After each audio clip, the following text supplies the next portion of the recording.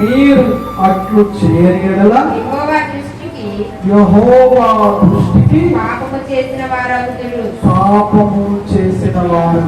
కనుక మీ పాపము మిమ్మును పట్టుకొనని తెలుసుకొనుడి. మీరు మీ పిల్లల కొరకు పురములను మీ మందల కొరకు దొడ్లను కట్టుకొని మీ నోట నుండి వచ్చిన మాట చొప్పున చేయుడని. గమనించండి, మీరు దేవుని యొక్క సన్నిధిలో ఉండవలసినటువంటి క్రమమును పాటించని యెడల, దేవునికి ఇష్టమైనటువంటి భక్తి జీవితాన్ని అనుసరించని యెడల, యెహోవా దృష్టికి సరైనటువంటి జీవితమును నీవు కనపరచని యెడల, భక్తుడు తెలియజేస్తున్నాడు, ఇశ్రాయేలును ఉద్దేశించి, ఇశ్రాయేలుల దృష్టికి దేవుని యొక్క విషయంలోను దృష్టిలోను మంచిది ఏదైందో దాన్ని చేయని యెడల, మీరు దేవుని క్రమ ప్రకారం నడవని యెడల, పాపము మీ యొక్క ఏం చేస్తుంది? పొంచి ఉంటుంది. దేవునికి ఇష్టమైనటువంటి కార్యాల విషయంలో నీకున్నటువంటి శ్రద్ధను బట్టి దేవుని దృష్టి నీ మీదకి వస్తుంది. ఒకవేళ దేవుని యొక్క దృష్టికి వ్యతిరేకమైనటువంటి విధానంతో నీవు నేను నడిచినప్పుడు పాపము మనల్ని పట్టుకోవడానికి పొంచి ఉంటుంది.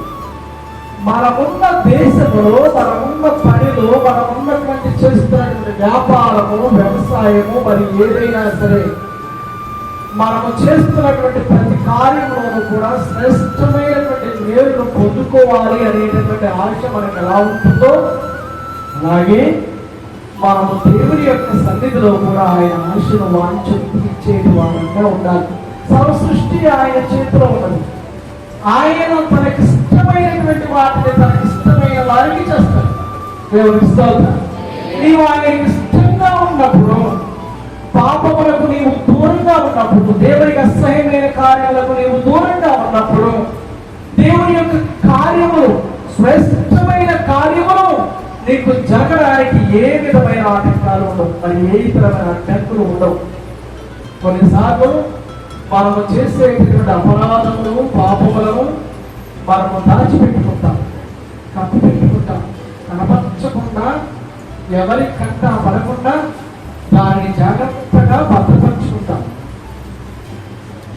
ఇక ప్రభువు అంటున్నారు, నీవు ఆయన దృష్టికి సరైనటువంటి రీతిలో నడవని యెడల, ఆయన బోధించినటువంటి వాక్కులను నీవు పాటించని యెడల, అట్లు చేయని యెడల నీకేమవుతుంది?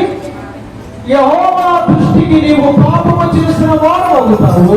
నీ పాపము నేనేం చేస్తుంది? పట్టేస్తుంది. ఒక వ్యక్తికి పాము పిల్ల దొరికింది.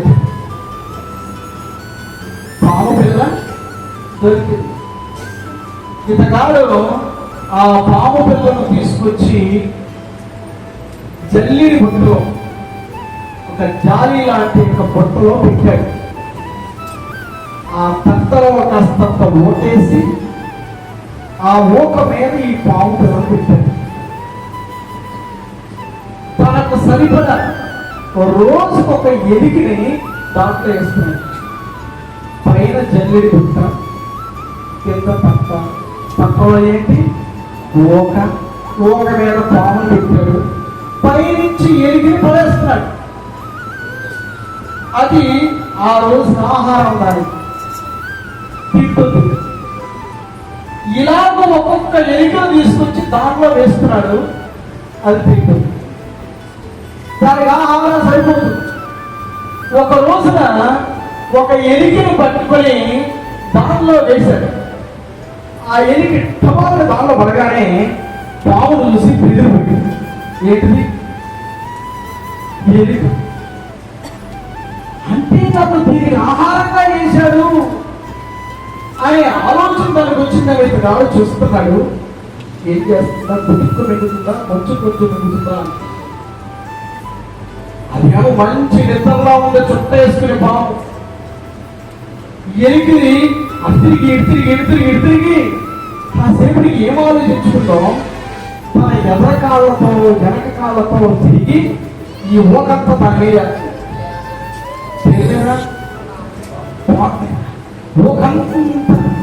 ఎదరకాలతో వెనకాలతో మొత్తం ఊకంతా పాము మేలేసి పాము కప్పేసి నేను ఇప్పుడు ఏం చేశాను? పాముని కప్పేసి ఇక నన్ను ఏం చేయలేదు ఈ పాము. నేను దాన్ని పూర్తి చేశాను. దానివల్ల నాకు ఏ విధమైన అపాయము లేదు. అది నాకు తెలియదు, నాకు తెలియలేదు. ఎలాగోలా ఇక్కడి నుంచి ఇప్పుడు బయటపడటమే తదుపరి పని అని ఆలోచన చేస్తుంది. ఇది మంచి నిద్రలో ఉంది కదా, ఓకంతా పైన పడిపోయింది, ఇంకా మెచ్చకుండా కాసేపు పడుతుంది. దీని ప్రయత్నం మొదలెట్టింది. ఇది గిరగర గిరగర తిరుగుతూ పైకి రావడానికి ప్రయత్నిస్తా ఉంది. ఎంతలో ఈ శబ్దానికి పాము విదిలించుకుని లేచి తర్వాత లేచి కొట్టుకున్న దాన్ని గమనించండి. చాలా మంది మనస్తత్వాలు ఇలాగే ఉంటాయి. ఎలా అంటే వారి పాపాన్ని కప్పి పెడతారు. కప్పేసి నాది ఎవరికి తెలియట్లేదు, నన్ను ఎవరు చూడట్లేదు, నేను దాచిపెట్టుకుని ఉన్నాను, దాపరికి ఉన్నాను, ఐఆమ్ ఫ్రీ, నేనెవరికి కనిపించననే ధోరణిలో వారిని వారు భద్రపరుచుకున్నట్టుగా ఉంటారు. గమనించండి లేఖన భాగంలో, మీరు దేవునికి ఇష్టమైనటువంటి కార్యములు చేయని ఎడలా ఏమవుతుంది? యెహోవా దృష్టికి మీరు పాపము చేసిన వారెవరు, ఆ పాపము మిమ్మల్ని ఏం చేస్తుంది? పట్టుకొనును. ఆలోచిస్తున్నారా? మనం దేవునికి ఇష్టమైనటువంటి కార్యములు చేయని ఎడలా, దేవుని యొక్క సన్నిధిలో మనల్ని మనము ప్రదర్శించుకునేటువంటి విషయంలో పరిశీలన చేసుకునే ఎడల, పరీక్ష చేసుకునే ఎడల, మనల్ని మనము ఆ యొక్క స్కాన్ చేసుకునే ఎడల ఏదో ఒక పాపము మనలో ఉన్నట్టయితే ఆ పాపము పాము వలె ఇవాళ రేపు అది మనం ఏం చేస్తుంది? ఇది ప్రతి ఒక్కరిలో ఉండవలసినటువంటి బెదురు, ప్రతి ఒక్కరిలో ఉండవలసిన భయం. చాలా మార్గం నాకు ప్రభువు ఏం చేశాడు, నేను ఏం పొందుకున్నాను, ఏమిటి నాకు జరిగింది, ఒరిగింది, వచ్చింది, నేను ఆశపడేది ఏమిటి నాకు జరగట్లేదు కదా, కాబట్టి నేను ఎట్లా ఉంటే ఏంటి, ఏ విధంగా తిరిగితే ఏంటి, ఏ విధమైన నా కడుపులో పోసుకుంటే ఏంటి, వాళ్ళు పోసి పెట్టలేదా, వీళ్ళు పోసి పెట్టలేదా, వాళ్ళు ఇది చేయట్లేదా, వీళ్ళు అది చేయట్లేదా, నేను చేస్తే వచ్చిందా అనేటటువంటి భావంలో ఉంటారు. మీరు అనేటటువంటి సంభవంలో మీరు దేవునికి ఇష్టమైనటువంటి కార్యములు చేయని ఎడలా యెహోవా దృష్టికి మీరు పాపము చేసిన వారు ఉంటారు. మీ పాపము ఎవరు పట్టుకుంటుంది? ఆళ్ళను పట్టుకుంటుందా? ఆళ్ళను పట్టుకుంటుందా? ఎవరు పట్టుకుంటుంది? మీ పాపము మిమ్మల్ని పట్టుకుంటుంది. గమనించండి, నా కడుపులో పోసుకుంటే నా కుటుంబం చనిపోతుంది, నా యొక్క ఆరోగ్యం చనిపోతుంది, నా బ్రతుకు శూన్యమవుతుందని పక్కవాడు బాగా ఉంటాడు. నీ పాపం నిన్ను పట్టుకుంటుంది, నీ యొక్క పతనం ప్రారంభమవుతుంది. నీ చేతులారా నీవు కట్టుకుంటూ ప్రేమానురాగాలతో ఆప్యాయతతో కట్టుకుంటున్న నీ కుటుంబము, నీ వ్యవస్థ నీ యొక్క చేతులతో చిన్నాభిన్నం చేసుకుంటున్నా. వారు బాగున్నారుగా, మీరు బాగున్నారుగా, వారు సంతోషంగా ఉన్నారుగా అనుకుంటున్నా. వారి పాపములకు ఓటేసి పొందుకోబెట్టారు. దాన్ని ఏదో సమయం లేస్తున్నది మిగేస్తుంది. నువ్వెందుకు వారిని చూసి నీవు కూడా పాపములకు ఓటేసి పొందుకోబెట్టావు? గమనించండి, దేవుని దృష్టి వారి మీదకి వస్తుంది. వారు దేవుని దృష్టిలో పాపం చేసిన వారు అవుతారు. ఒకనొక రైట్ టైంలో ఆ పాపం వారిని మింగేస్తుంది. ఆ పరిస్థితులు నీ ఎందుకు తెచ్చుకోవాలి? నీకు నువ్వు పరిశీలన చేసుకుంటూ, పరీక్ష చేసుకుంటూ, నేను నువ్వు శుద్ధి చేసుకుంటూ ఉన్నప్పుడు నీ నీతి, నీ యథార్థత, నీ భక్తి నిన్ను బాగు చేస్తుంది, నిన్ను నిలబెడుతుంది. 139వ కీర్తనలో మనం చదువుతాము ఆ మాటల్ని. నాతో పాటు ఏకీభవించి చదవండి. 7వ వచనం అని చదువుదాం. నీ ఆత్మయంత నుండి నేను ఎక్కడికి పోదును, నీ సన్నిధి నుండి నేను ఎక్కడికి పారిపోదును. గమనించు, నీ ఆత్మ నుండి నేను ఎక్కడికి పోదును, నీ సన్నిధి నుంచి నేను ఎక్కడికి పారిపోదును. గమనిస్తున్నారా? ఎక్కడికి వెళ్ళి నువ్వు తప్పని దేవునికి అసహ్యమైన పని చేయగలుగుతావు? ఆయనకు చూడకుండా, ఆయనకు కనిపించకుండా దేవునికి ఆయాసకరమైనటువంటి కార్యాలను నీవు చేయగలుగుతావు. ఆయనకు దాసి నీవు ఏ పని చేయగలుగుతావు? ఈ పని నేను ఎవరికి కనిపించకుండా చేయగలిగేటటువంటి భావనను ప్రదర్శించగలుగుతావా? దేవుడు నేను చేస్తున్న ఈ కార్యాన్ని చూడట్లేదని దర్జాగా నువ్వు చెప్పగలుగుతావా? గమనిస్తున్నారా? పెద్ద అయ్యదు ఆకాశం, అది బిగ్ సీ కంటే బలమైన see. He will see. You will not see, I will not see, but he will see. ఆయన చూస్తాడు. ఆయన పురగడం నిద్రపోడు. గమనిస్తున్నారా? నీవు నేను మబ్బి పెట్టవచ్చు, మబ్బుగా చేయొచ్చు, మనము దాచిపెట్టుకోవచ్చు. కానీ యెహోవా దుష్టుగా, మాట చూడండి, యెహోవా దుష్టులు నేనేమవుతావు? పాపం చేసిన వారు అవుతావు. తదుపరి ఏమిటి? ఆ పాపము నిన్ను ఎవరిని ఈ మట్టుకు నిన్ను ఎవరైనా అవుతారు? ఎంతవరకు కప్పెడుతుందండి కోపం? ఎంతవరకు దాచిపెట్టుకోగలుగుతావు? నిన్ను నువ్వు ఎంతవరకు కాపాడుకోగలుగుతావు? ఆయన ఆత్మ నుండి, ఆయన దృష్టి నుంచి నువ్వు తప్పించుకోగలుగుతావా? లేక పాపలు చూడండి, మాట కీర్తనగా రాసిన 3వ చరణం 139వ కీర్తనలోనే, నా నడకను నా పడకను నీవు పరిశీలన చేసి ఉన్నావు. నా చర్యలు అన్నిటినీ నీవు బాగుగా తెలుసుకొని ఉన్నావు. గమనించండి, నా నడకను, నా పడకను, నా చర్యలన్నిటినీ నీవు తెలుసుకుని ఉన్నావు. నా యొక్క స్థితంతటిని నీవు బాగుగా పరిశీలన చేసి ఉన్నావు. అందును బట్టి దేవుని స్తోత్రం. హల్లెలూయా. మనల్ని బాగుగా పట్టించుకునేవారు పరమంగా ఉన్నారు. దేవుని స్తోత్రం. హల్లెలూయా. ముగ్గురు పాస్టర్లు టేబుల్ దగ్గర కూర్చున్నారట, మాట్లాడుకుంటున్నారు. అక్కడికి సాతానుడు ప్రత్యక్షమయ్యాడు. వీళ్ళు 24 గంటలు వాణి చేయించాలని అనుకుంటారు కదా, సేవకులు కదా. పెట్టుకుని ఉండగానే మీరు ఆగండి, మీరు నా మీద బయటికి రాకండి, ఒక మాట చెప్పుకోవాలని వచ్చాడు. వీడేదో డీల్ చేసుకుంటాను, వచ్చాడు, సరే చెప్పు అనగానే సాతానుడు అంటున్నాడు కదా, చెత్తగా వినండి, నేను నీకు 2 అవకాశాలు ఇస్తున్నాను. ఈ 2 అవకాశాల్లో మీరు న్యాయమైనటువంటి ప్రశ్న నన్ను సంధించవచ్చు. 2 అవకాశాలు ఇస్తున్నాను, 2 ప్రశ్నలు నన్ను ఏం చేయండి, సంధించండి. నేను దానికి ఏం చేస్తా? సమాధానం చెప్తాను. రైట్. పాస్టర్ గారు ఉన్నారు కదా, అసలు ఏదైనా తోటలో ఆ పండు తినమని నీవు అమ్మమ్మని ప్రేరేపించకుండా ఉండాల్సింది. ఎంత బాగుందేమో అని అన్నాడు. బాగుంటుందా? ఆ ఏదేను తోటలో ఆ పండు నీవు తినమని ప్రేరేపించకుండా ఉన్నట్టయితే అప్ప ఎంత బాగా చచ్చిపోవడే అన్నది. ఎంత బాగుండేలో వచ్చినటువంటి తలకాయంత అక్కడి నుంచే నువ్వు చేసిన పని అస్సలు ఆ పని చేయకుండా ఉండాల్సింది. చెప్పు సమాధానం అంటే సమాధానం ఉన్నాడు. ఇంకోటి ఉండగా నేను ఎన్నిస్తానన్నాను? 2. 2వ కూడా అయింది. ఇంకో పాస్టర్ గారు అన్నాడు, అసలు నీవు పరలోకములో దేవుని సభాపరతలకు ఎక్కుపోతును, దేవుని కంటే ఉన్నతంగా నేను ఉంచుకుందును, నేను వేయకొచ్చుకుగా తేజవిల్లుదును, నేను ఈ యొక్క దేవదూతలందరినీ ఏనేటటువంటి దాకా అవుదును అనేటటువంటి గర్వమును నీలోనికి రాకుండా చూసుకోవాల్సింది. ఎందుకు తెచ్చుకున్నావు అనేసి అన్నాడు.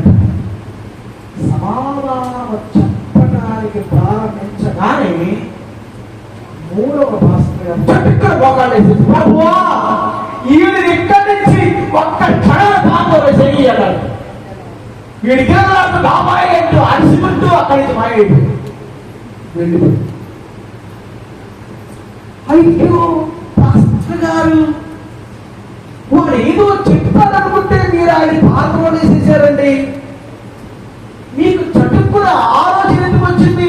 వాడిని ఇక్కడి నుంచి పంపేయి, వాడిని గర్తించేటువంటి ఆలోచన మీకెందుకు వచ్చింది అని అంటే, ఈ మూడవ పాస్టర్ గారు అన్నారట, వాడితో డిస్కషన్ చేస్తే డిస్కషన్లోనే పడేస్తారు.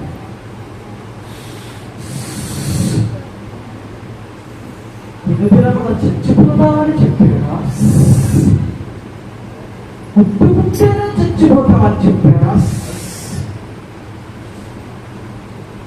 పండు చూడు రమ్యంగా ఉంది, గ్లాసులో తలతలలాడుతుంది, ఒక్కటే ఈ మాత్రమే పోసుకో ఏపోయింది. ఆడు పోసుకోవట్లేదా, ఈడు పోసుకోవట్లేదా, ఆడు పోసుకోవట్లేదా, నీకే పెద్ద పెద్ద ఆ ఎవరితో మీకు డిస్కషన్ ఏంటి? వాడు సాతాను, వాడు బియ్యం, వాడు పాతాళానికి వారసుడు, వాడితో నీ మాటలేంటి? వాడితో నీకేంటి పని? విశ్వాసికి అవిశ్వాసికి పొత్తెక్కడ? వాడితో కూర్చుంటే మీరు మాట్లాడుతున్నారే. ప్రభువా ఏం చెప్పారు? డీల్ చేసుకోండి, డిస్కస్ చేసుకోండి, కూర్చుని మాట్లాడుకోండి, సర్దిద్దుకోండి. ఎవరితో? దెయ్యముతో అని చెప్పారా? పాపముతో షేర్లు చేసుకోండి, కొంచెం చేస్తాను, అంతా చెయ్యలేను, ఇంత పాపం అయితే కొద్దిగా ఏదో పనులు చేస్తాను, ఏమవుతుంది అని డిస్కస్ చేసుకోమని చెప్పారా?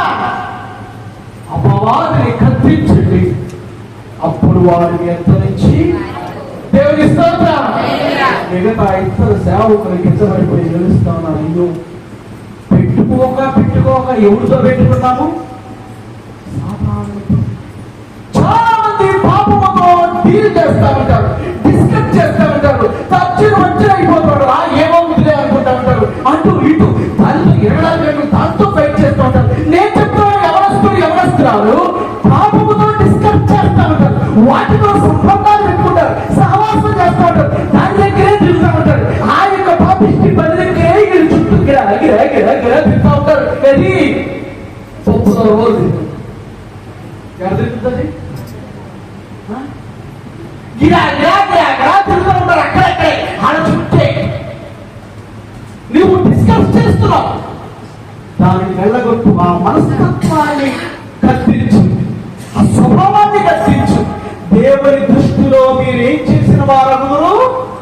పాపము చేసిన వారగురు. అప్పుడు ఆ పాపము మిమ్మల్ని ఏం చేస్తుంది? పట్టుకుంటుంది. ఇది చెడు, ఇది తగదు, ఇది అన్యాయము, ఇది నేను చేయదగినటువంటి పని కాదు అనుకున్నప్పుడు లిమిట్ ఫ్రీ హల్లెలూయా. నువ్వు అక్కడి నుంచి వెళ్ళిపో, అక్కడి నుంచి పారిపో, అక్కడి నుంచి వెళ్ళిపో. దాని గురించి ఆలోచిస్తున్నారు. అనుకుంటలే మాస్టర్ గారు బాప్తిసం ఇస్తానన్నాడట. అన్నకి బాప్తిసం ఇస్తానన్నాడు. మాస్టర్ గారు బాప్తిసం ఇస్తానంటే సరే సిద్ధపడ్డాడు. అన్నయ్య మంచి భక్తుడు. నాకు ఒక ఆశ అండి, నేను బాప్తిసం తీసుకుంటుంటే మా తమ్ముడు చూస్తే ఆయన కూడా మాట్లాడండి అన్నాడు. సరే వెళ్ళి తమ్ముడు తీసుకురా అంటే తమ్ముడు కోసం ఎత్తుకుంటా పోయాడు. చర్చిలో వీళ్ళందరూ మిగతా వాళ్ళు బాప్తిసం తీసుకున్న వాళ్ళు చూస్తా ఉన్నారు. ఈ అన్న వెళ్ళాడు, ఎత్తుకుంటూ పోయి నా తమ్ముడే అంటే ఆడేమన్నారు, అదిగో ఆ యొక్క ఊరి బయట గొప్ప తోటలో ఉంటాడు. సరే గబగబ పరిగెత్తారు. వాళ్ళు పరిగెత్తురే తమ్ముడా ఎక్కడా అంటే ఇక్కడ అన్నయ్య అది కూర్చున్నారు. 10 మంది కూర్చున్నారు, వేకాడుతూ ఉన్నారు. మరి రారా మాస్టర్ గారు మనం బాప్తిసం సిద్ధపడ్డాడు రా 3 రోజుల బట్టి బాప్తిసం కొరకు కూర్చున్నాను. చర్చిలో ఉపవాస ప్రాంతంలో నా బాప్తిసం నువ్వు చూడాలి నేను నీ దగ్గరికి వచ్చేది తీసుకెళ్ళ కావాలంటే అని ఒక్క ఆసుపడి ఒక్క కింగ్ వారిని ఒక్క ఆసుపడి కలిగి 2 ఆసుపడి ఆసుపడితే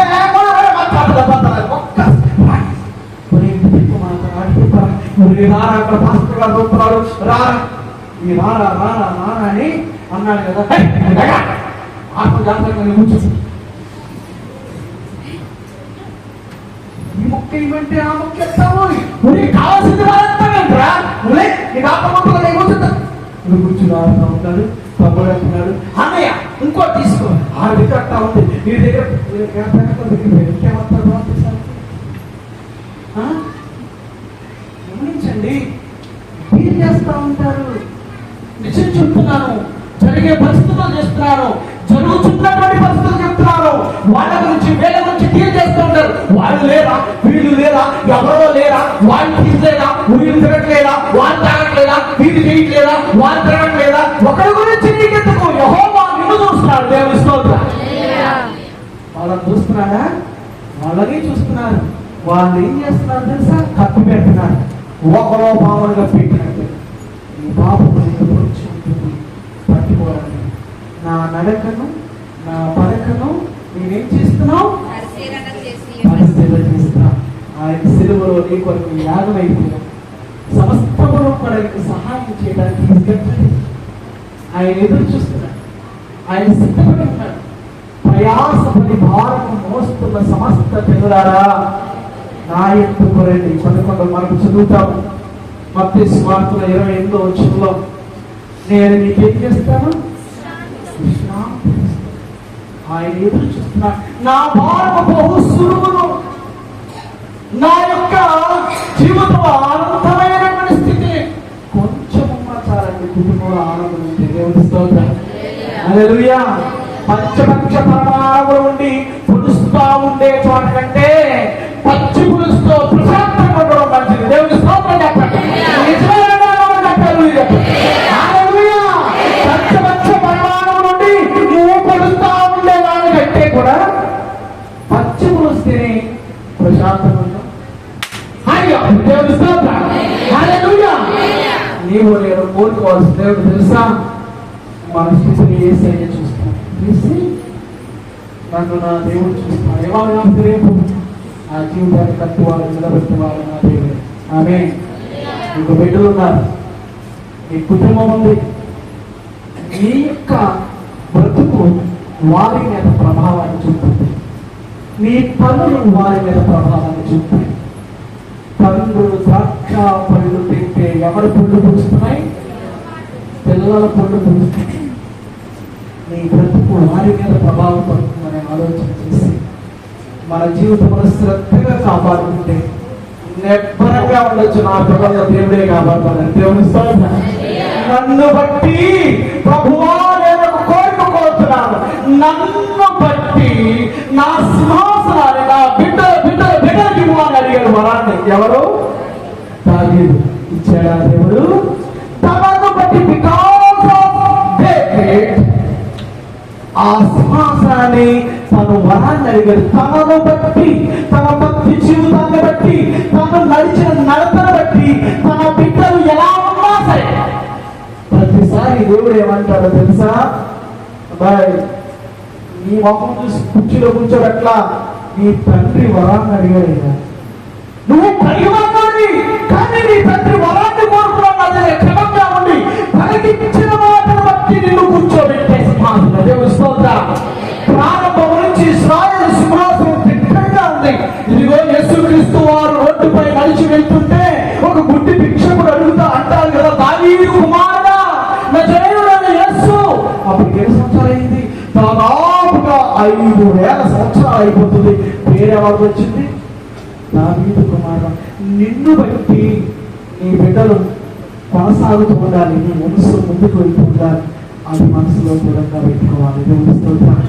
నేను నమ్మకంగా ఉంటే నా బిడ్డలు బాగుంటారు. నిశ్చింతగా ఉండొచ్చు, హాయిగా ఉండొచ్చు. నేను చేసే ప్రతి పనిని నేను నన్ను దేవుడు చూస్తున్నానని హృదయాన్ని ఆ ఆందోళనను కలిగి ఉన్నప్పుడు ప్రభువు నిన్ను దీవించడానికి సిద్ధంగా ఉన్నాడు, ఆశీర్వాదించడానికి సిద్ధంగా ఉన్నాడు. ఆయన రక్తము నిన్ను కాపాడుతూ ఉంటుంది, సంరక్షిస్తూ ఉంటుంది, నీ కుటుంబాన్ని బాగు చేస్తూ ఉంటుంది, నీ శరీరంలో బలహీనతలను కలిగించి వేస్తూ ఉంటుంది. అట్టి కృప మనందరికీ ప్రాప్తించబడిన